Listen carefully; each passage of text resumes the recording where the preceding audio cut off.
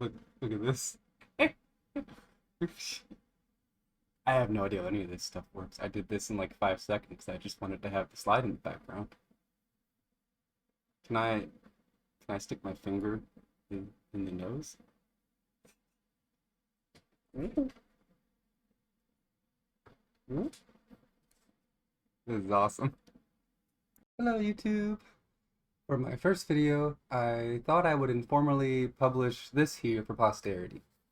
For some context, I'm very close to completing 2 bachelors, one in biochemistry and one in philosophy. And for my philosophy senior thesis, I wrote on neuroscience and selfhood. So this video isn't anything fancy, just a recording of the piece, and since it is for posterity, I'm presenting it exactly as it was on the day I gave it at my university. So instead of changing any parts I have a different view on now, or unpacking stuff that I had to touch on really concisely because there was a tight length constraint, I'm just going to leave it as it is.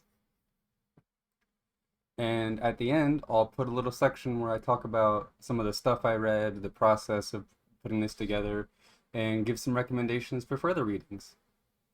Anyways, I hope you find it insightful, and here's The Brain That Normalized Itself, a Foucauldian study of confession and neuroscience.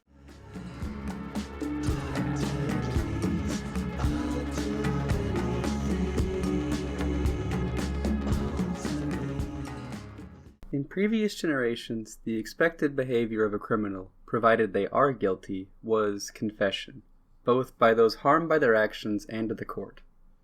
Today, however, a person who is, by all legal definitions, guilty could step into court and yet have nothing to confess beyond what the MRI has told them.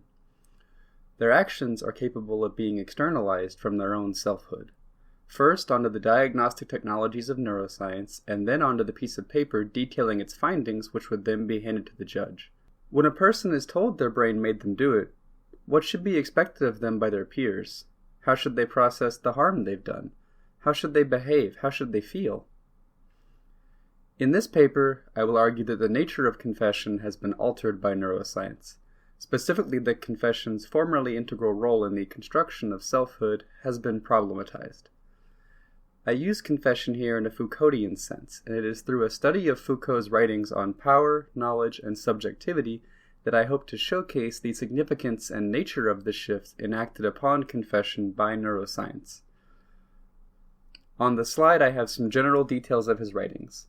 Foucault referred to power, knowledge, and subjectivity as the 3 axes that constitute the Western self in its historical evolution, and as I will showcase, he argued that confession was one of the core processes through which these 3 axes came together. The importance of Foucault's insight into this project is not merely a pragmatic case of his knowledge being applicable. I am confident that Foucault would have penned such an analysis of neuroscience himself had he lived to this time. His study of the sciences and their role in these 3 axes was a study of the very conditions for the emergence of neuroscience in the first place, and as I will argue, neuroscience represents a paradigmatic shift in the structures of selfhood he delineated. I hope for this study to be a continuation of his own project. First, I will analyze Foucault's notions of power, knowledge, and subjectivity to construct a Foucauldian definition of selfhood. Next, I will showcase his characterization of confession being a major mechanism of this selfhood. Finally, I will argue that neuroscience has reduced the need for confession in the construction of a selfhood such as he describes. Indeed, confession's reduction has rendered Foucault's notion of the self inapplicable to our time. As a working definition for this text, I will treat neuroscience as the study and normalization of mental processes, human action, and the health of the nervous system through the methodology of physics, the statistical propagation of wave functions, molecules, cells, and electrical patterns. I use normalization here to encompass 2 parts of the operation of neuroscience. The first, which is about neuroscience's method, is the construction of statistical norms, such as the average current of a neuron or the statistical study of the behavior of people with certain brain conditions. The second, which is about neuroscience's application, is the rehabilitation of behavioral anomalies to these norms, such as disciplining a criminal or removing a tumor which is damaging their impulse control. Neuroscience's uniqueness lies in its ability to tackle normative anthropological questions through the disinterested method of physics. In his own writings, Foucault uncovered the axes of knowledge and power prior to turning to subjectivity. I will hold to this order as I believe it will preserve certain insights. Foucault began to lay out the notion of power and knowledge that would undergird the rest of his work in Discipline and Punish, his text on the birth of the prison and its associated concepts of crime and rehabilitation. There, he argues against the common assumption that power exists in opposition to knowledge and represses it. Instead, power produces knowledge. Foucault writes, "There is no power relation without the correlative constitution of a field of knowledge, nor any knowledge that does not presuppose and constitute at the same time power relations." We can think of power in this sense as the power to blank, whatever it might be that we're doing. When this power too is present, there must be knowledge of the thing over which there is power. When knowledge is present, it provides power over the thing. What he's describing is simply the interplay implicit within mastery over a thing. Power, however, also provides a demarcation as to what types of knowledge are accessible. Power can provide freedom, but also limit it. In the case of neuroscience, we could say that such a field provides us freedom by functioning as a basis for knowledge. However, neuroscience also functions to limit knowledge, such as rejecting a claim for being in contradiction to neuroscientific doctrine, or not properly following its method. Since knowledge and power are so directly entangled, an analysis of them and their relationship to selfhood cannot simply be a discussion of who is or is not free in relation to a power structure, as our conceptions of freedom and structure are fundamentally tied to the knowledge-power relationship. Foucault emphasizes this point in opposition to what he saw as a common and dangerous misunderstanding of political power in individualist terms. He writes, "It is not the activity of the subject of knowledge that produces a corpus of knowledge, useful or resistant to power, but power-knowledge, the processes and struggles that traverse it and of which it is made up, that determines the forms and possible domains of knowledge." The view that truth is a weapon against power to be wielded by individuals is, in Foucault's view, one-sided. Rather, he refers to knowledge power as a singular function, historically located and always shifting and in dialogue with itself. What Foucault means here is that power and knowledge must be understood as two entailed axes, not in terms of the single person, and especially not in terms of the knowledge of that person, as that person's subjectivity and selfhood are tied to these axes and manifest with them. The characterization of two axes which condition subjectivity led Foucault to then spend the remainder of his writings tending to that third axis which he had neglected. His goal was to bring human action and subjective truth into the picture as distinct from simple knowledge. The multiplicity of the term subject is key to Foucault's analysis. To be a subject is both a grammatical position, as in the subject of a sentence, a position of power or lack thereof when one is the subject of a political body, and a personal standpoint of subjectivity. Foucault characterizes subjectivity as the way in which one experiences and relates to their inner truth, an inner truth which Foucault describes as deeply moral in nature. The word morality has a dual nature similar to the term subject. Morality refers to both a code of conduct to which we are expected to adhere, but additionally and subjectively to an internal sense. He writes, "The moral relationship with the self is not simply self-awareness, but self-formation as an ethical subject. And this requires them to act upon themselves, to monitor, test, improve, and transform themselves. There is no specific moral action that does not refer to a unified moral conduct, no moral conduct that does not call for the forming of oneself as an ethical subject, and no forming of the ethical subject without modes of subjectivation and an aesthetics or practices of the self that support them." Moral behavior should come from within, from the heart. The subjectivity of morality would then be to make oneself a subject to ethics, to try and live up to a standard and to express the inner truths that one feels through moral behavior. Just as important to this subjective axis is that one genuinely feels they have done wrong when the bounds of morality are transgressed.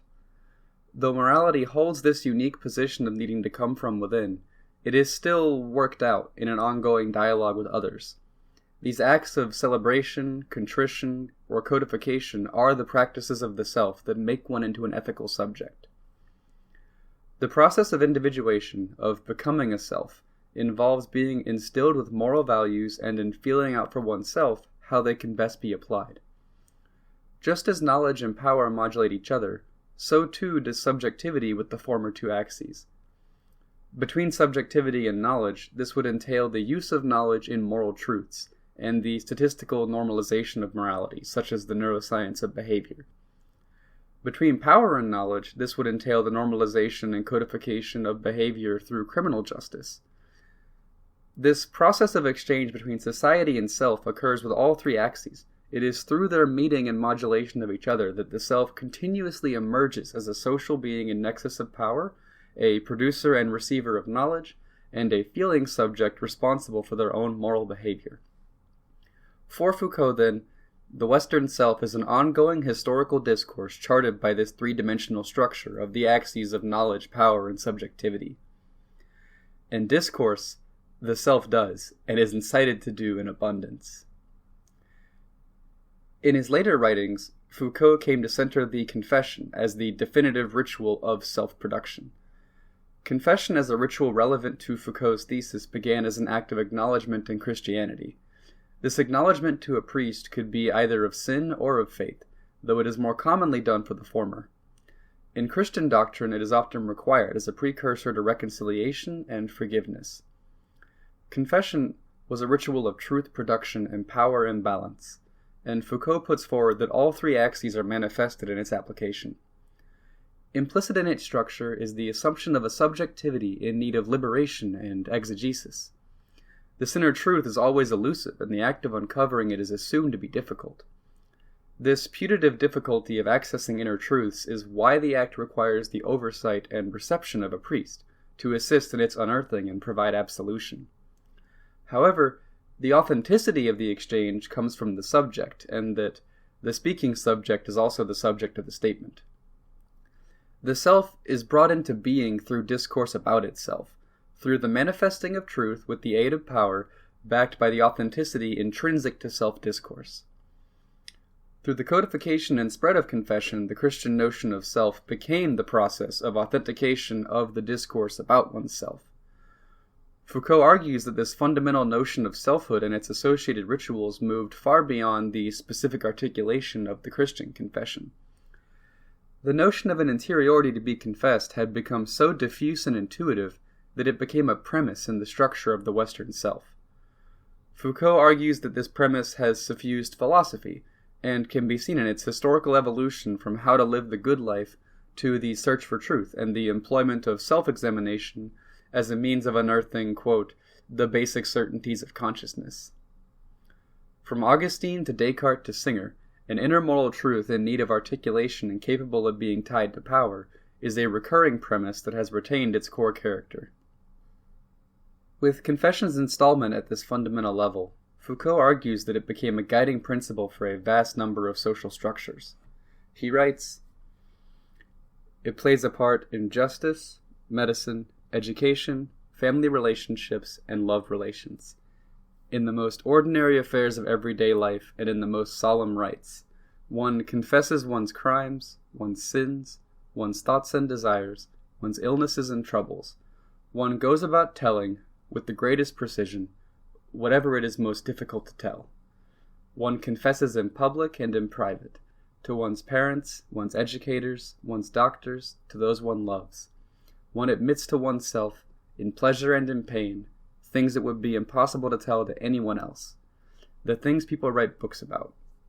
One confesses, or is forced to confess." Foucault's argument here is historical. The structure of the prison, the hospital, and the therapist's office were all modeled after roles which were once filled by the priest. The subject of the structure is, in each case, placed into the position of confessor, whether to a sin, an illness, or personal feelings and desires. The goal of confession is to induce the individual to disclose information such that it can be integrated into the whole and normalized. This generalization and propagation of confession is why Foucault emphasizes the dangers of separating knowledge and power. The opposition of truth to power, the equating of confession to freedom and power to silence, is for Foucault an articulation of the confessional mindset. Think of the phrase, "the truth will set you free," John 8:32. He emphasizes that confession occurs regularly in conversation and doesn't need to be someone holding an official position. The definition of confession has become diffuse as it has spread and ossified as a ritual of self-production. Self-discourse as an act of truth-telling has become the method through which one shows oneself and is authenticated by others. Now we can begin the task of relating this back to neuroscience. Foucault states that the structure of Western medicine grew from the confessional genealogy quite naturally, as the discussion of sin as a type of illness or wound well precedes Christianity.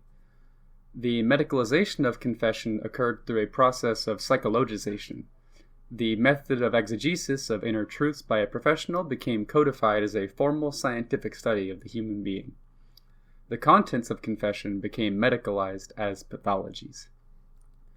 There are certainly medical diagnoses that profoundly affect our notion of self, as defined by Foucault, such as being diagnosed with and prescribed medications for bipolar disorder after struggling with anger issues.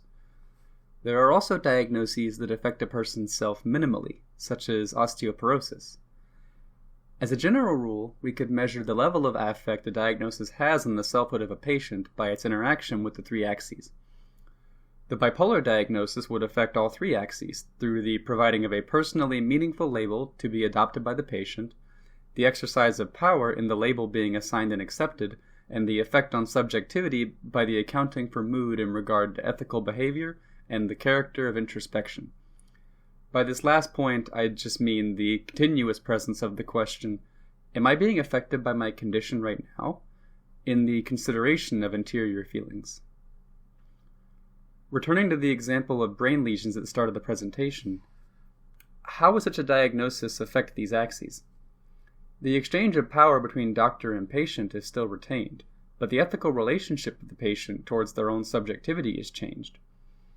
Victims of brain lesions or similar maladies of the cortex often report an alienation from their own actions, and an inability to explain their motivations. When in conversation with their doctor, or a priest if they have a religious inclination, there is nothing to confess about the moral truth of their actions, either good or bad. By Foucault's definition, inner moral truth requires that the behavior of the ethical subject be traceable back to their own subjectivity, that there is a decision made in the heart, whether in confusion or in cold blood, that leads to ethical or unethical action. Regarding the act of the doctor in the diagnosis of a brain malady, there is no need for the doctor to receive any admission from the patient. Returning to the prior example of bipolar disorder, the diagnosis would require testimony and disclosure, would require an ethical subject willing and able to perform the ritual of discourse. There is no voice necessary for retrieving the brain images required for a diagnosis of a brain lesion. All the doctor requires is a docile body with which to place into the scanner. Without the voice, the epistemological axis no longer applies either. Whatever sentence would be spoken about the illness and its characteristics would not refer to the subject of knowledge. It would refer to the chemistry of the brain. Whatever knowledge the subject could receive about the illness would not illuminate the motivations of their actions, which must already be so mysterious to them. The motivations would instead be rendered irrelevant. The malady has been reduced to data, entirely opaque to its bearer and unable to be confessed by them, either in the hospital or in the courtroom. Though the relevancy of this to medical ethics and criminal justice must be considered, what I would instead like to consider here is expanding the scope of the question to ask, how does the general diffusion of the knowledge of the brain affect our sense of self and feeling of autonomy over our actions? It would be arrogant to place the issue of neuroscience, selfhood, and moral culpability only in the realm of judging abnormalities in the court or hospital, as presumably the abnormalities which are caught by those institutions would only be a fraction of such instances. I'm not arguing that we should all call our doctors tomorrow to catch and normalize these hypothetical anomalies. Neither am I arguing that we should employ such a reductive duality as an authentic, healthy brain opposed to a malfunctioning pathology. My thesis is that confession has been rendered generally irrelevant in many places where it was once central, and that our non-neurological notions of selfhood have been destabilized by its absence, and that how we view ourselves in light of this is worth further consideration, healthy brain or no. In conclusion, Foucault might have succeeded in bringing human subjectivity and inner truth into his picture of power, but neuroscience is rapidly working to remove the need for subjectivity in such a picture. In Human Hermeneutics of the Self, which discusses the use of predictive algorithms in digital capitalism, Patrick Gomez writes, "We no longer need to act in intelligible ways out of some combination of belief and desire, but merely to behave. There is no longer a need for interiority, or to see our actions as the expression of an inner truth." It is worth noting that these predictive algorithms are frequently designed not for the human subject, but the brain itself as a consumer and producer of capital. Algorithms and neurologists make no expectation of and have no need for rational motivations, only causality. In the pursuit of this causality, the brain has normalized itself as the locus of behavior, as the putative producer of self. Confession was putatively an act of authenticity, and in the process of its normalization, it was rendered obsolete. The desired content of confession, our authentic moral character, was found outside of ourselves by being found inside of our skulls. If confession is no more, and with it these questions of authenticity, who could we and should we be without it?